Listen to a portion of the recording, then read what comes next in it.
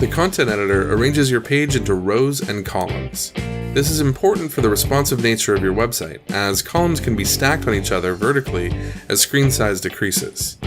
You can move rows by opening the row menu, then selecting up or down to move the row within the page. Click Add Row to add a new row.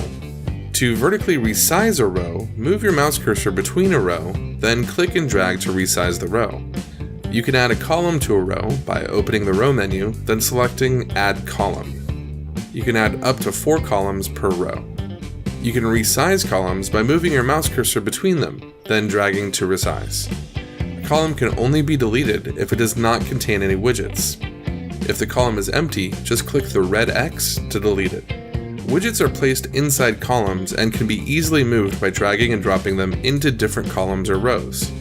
To edit a widget, click to open the content editor to see content options specific to the widget you are editing. Click on the Design tab to see design options such as layout, background color, and spacing. Rows and columns also have a design editor similar to widgets.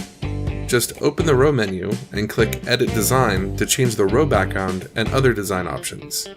Right-click on a widget to open the context menu, where you can select additional options such as copy-paste, alignment, or to hide the widget by device.